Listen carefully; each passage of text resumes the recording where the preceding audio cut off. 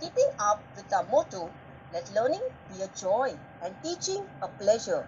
Here we are with a remote teaching and learning process to bridge the gap. Happy learning, students. Welcome dear students of TEPM, Standard 4th. Today I have come with a new topic, air, subject EVS 1. Oh, missing the school and classroom? Yes, miss. Missing too much. Classroom, friends, all. Okay, no problem. This is the best time to learn the technology as well studying. So, we can call this as a digital classroom, isn't it? Observe the picture carefully, students. What are they doing? Yes, they are filling the air in balloon, in tire, in bicycle tire. Yes. The following activity demonstrates that air takes space. Find out an empty bottle. Take an empty bottle, invert this bottle into the bucket full of water. You will notice that water doesn't completely occupy bottle and the last part of the bottle remains empty. This is due to the presence of air inside the bottle. It doesn't allow water to fill the bottle. Now incline the bottle slightly. Bubbles are observed coming out of the bottle, which burst on reaching the surface. These bubbles are nothing but air present in the bottle, which escapes when bottle is inclined. This shows that air takes space. There is air all around us. It is present even in places that appear to be empty. Observe the difference that can be seen in the layers of paper at the top of the pile and those near the floor.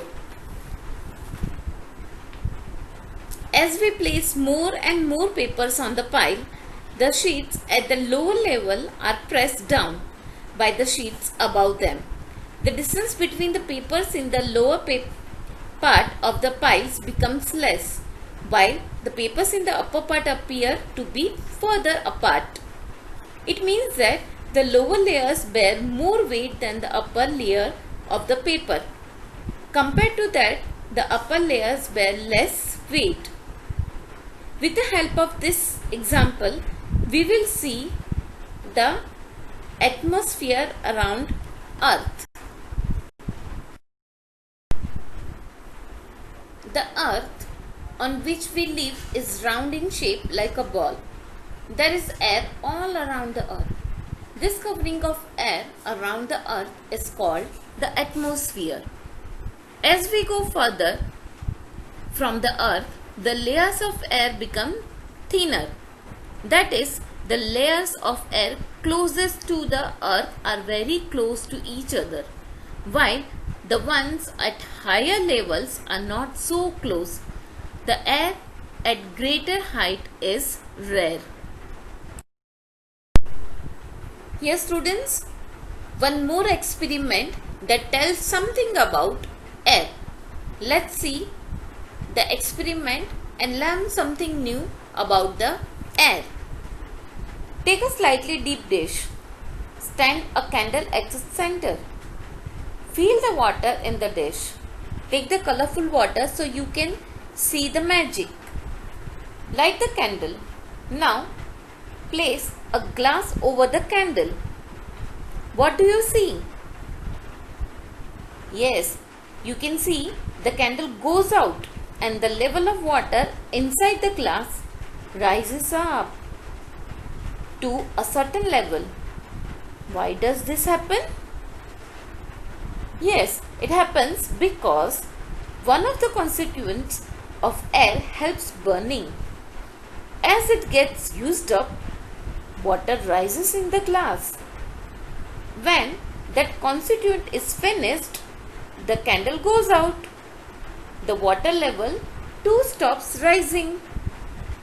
This constituent of air that helps in burning is called oxygen gas. Yes, oxygen helps in burning. It means that in the air there are many gases, or you can say that air is a mixture of many gases. I am sure, student, that you have understood the experiment, how the oxygen helps in burning. Oxygen that present in the air. Yes, in picture 1 you can see the candle is still burning, and picture 2, see the level of the water, it's rising up. As the candle goes out, the water level goes up. With the help of this diagram, it's more clear that as soon as the oxygen gets over in the glass, the candle goes out. Students, the Earth's atmosphere is made of air. There are several gases present in air. Air is a mixture of several gases. However, the largest part of air is made up of still another kind of gas. Gas is called nitrogen. And 1% the mixture of other gases, and 21% is occupied by oxygen that helps in burning as well as respiration. We have seen the diagram was explaining that nitrogen, oxygen and other gases are present in air. Along with these gases, the burning that takes place in factories, vehicles, stoves, in kitchens, etc. gives out smoke. This smoke too mixes with the air around us, and that's called the air pollution. Reduce the air pollution by planting a tree. We have learned that plants make their food using air and water in the presence of sunlight. When plants make their food, they use carbon dioxide from the air. So, by planting a tree, we can reduce the pollution because plants are using the carbon dioxide to make their food. So, plant a tree and reduce the pollution, students. Keep learning something new every day. Happy learning, students.